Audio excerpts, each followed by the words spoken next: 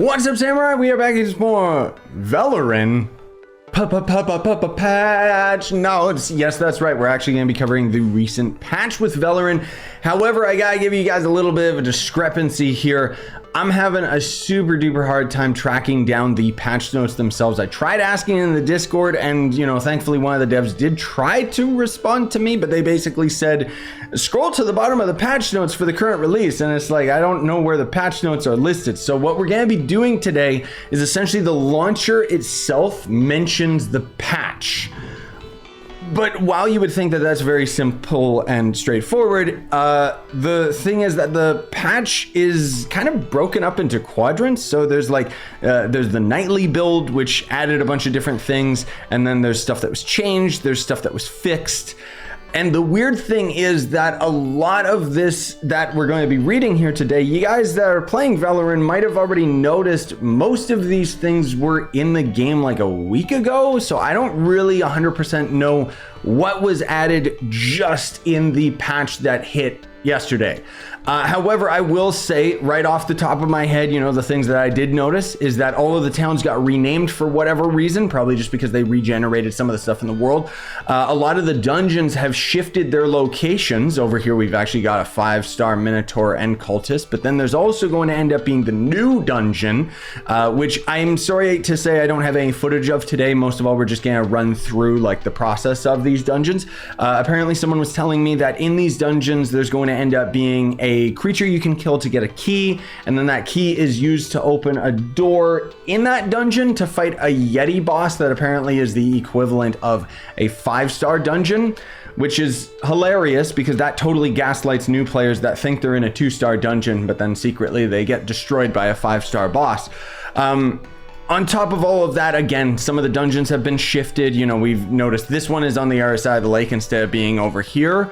The towns have also been overhauled. So this was Abamore. It has completely changed. It's different now. There's a couple things you can see kind of over in the distance over here. We've got a little bit of a dungeon. Not really too much has changed with the core world generation. It's just some things have changed a little bit. Now, the other thing too is that airships, you guys remember my Veloren stream a couple days ago where the devs ended up basically raiding the stream and put a bunch of airships everywhere, and it was really, really cool. So apparently airships are in game now and players can pilot them. I have yet to see one. I don't know where they spawn. I don't know where you're supposed to get them. I assume what's happening is that people are grabbing them and then just hogging them, I'm not saying that as a negative towards the players. It's just most of all, I don't think that the game is respawning more of them. But you'll notice, if I can get a good camera angle on this guy, see this guy over in the tree right there?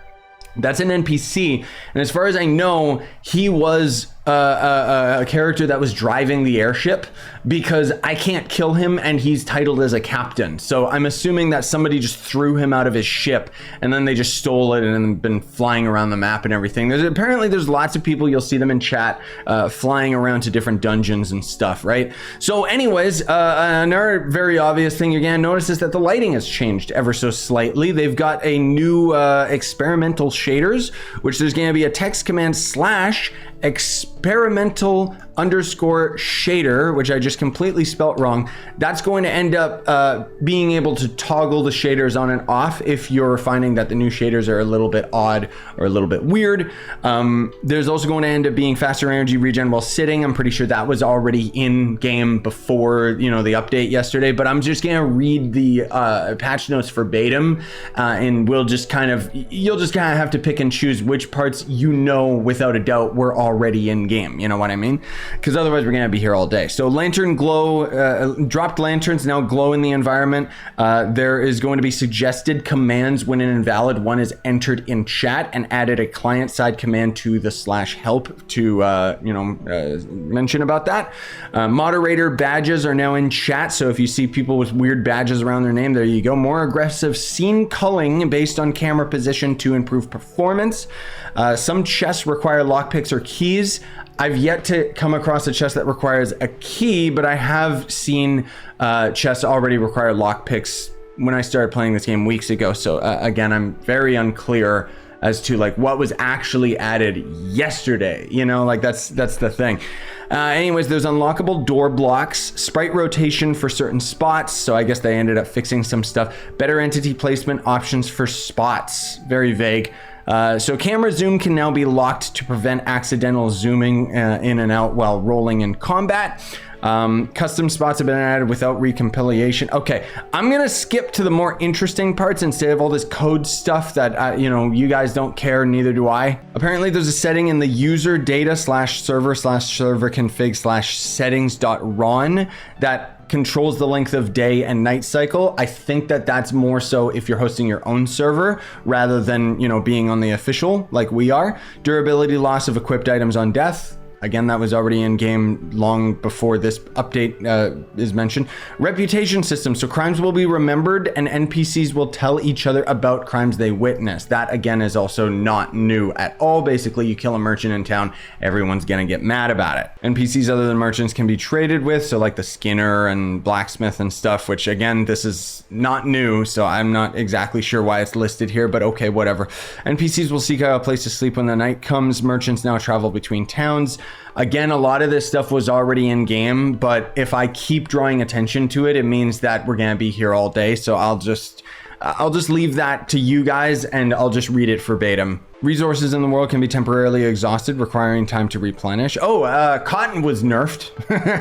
The price of cotton went down exponentially, like 3-fold. So rip new players. It's still a very valuable resource to get early game gold, but it used to be like what, 27 gold to sell, and now it's like 8. So just a heads up. Airships now have pilot NPCs. Simulated NPCs now have population mechanics. NPCs now have unique names for whatever reason. There is a /scale command that's for admins only, so I don't even know why it's listed. Merchants will flog their wares in towns, encouraging nearby players to buy items from them. NPCs will now tell you about nearby towns and how to visit them. Just walk down the path. That's odd. NPCs will migrate to new towns if they are dissatisfied with their current town. I've yet to see that. There's a lot of people that are just constantly traveling anyways. And I mean, basically, we're all highwaymen at this point and just rob them blind on the road. Female humanoids now have a greeting sound effect. Loot that drops multiple items is now distributed fairly between damage contributors. That's a nice one. Basically, just if you're in a party, not one person is going to steal everything all the time. Added accessibility settings to the tab. Settings to enable subtitles describing sound effects.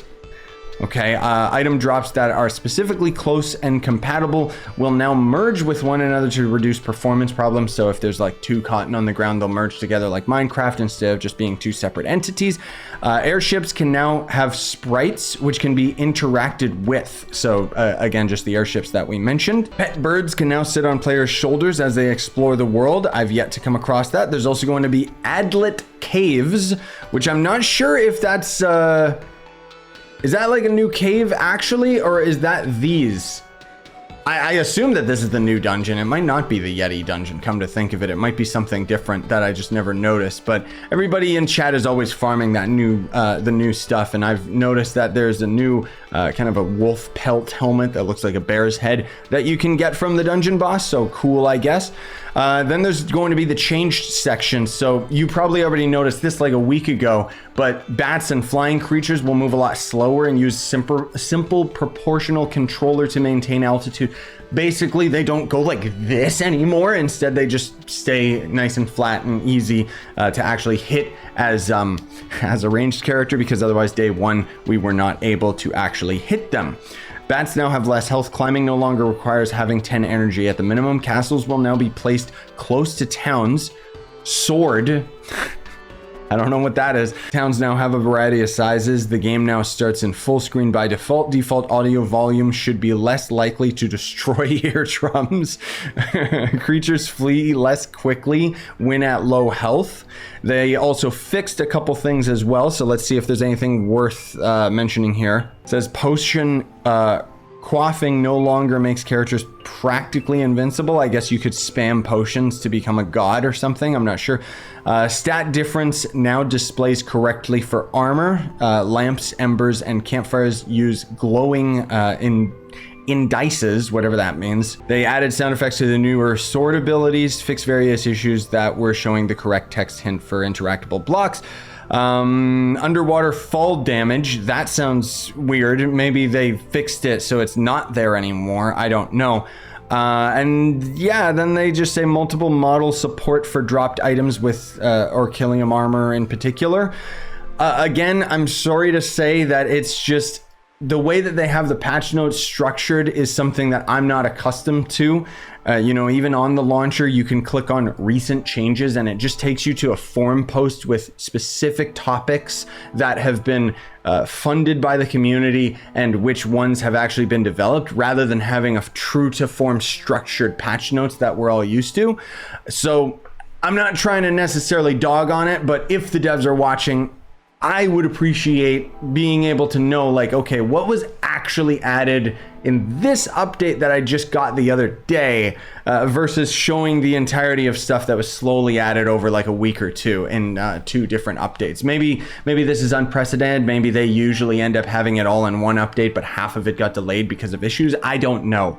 But that's gonna do it for me. Thanks for watching. Smash like for more. Buy the merch you want to support the channel. Keep in mind that the Let's Play series is still significantly further behind to my own progress, because you'll notice in some of these videos I'm already rocking some melee gear, which the series hasn't caught up to that, but will in time. Most of all, it's because, like I've said in my other videos, the journey is what's important here, and that's what I'm taking you guys along with for the ride. And that's one of the main reasons why I haven't streamed too much Veloren lately, is because I'm kind of long past that early game grind already, and I feel it would be a little bit too jarring to just be like, oh hey guys, here we are, we're super powerful now. But that said, I think that I need to do some more streams soon, because that was just so fun playing with you guys and destroying everything around the map. Anyways, I hope you enjoyed today's video, and hope you've been enjoying the game. Sayonara and stay epic, everybody.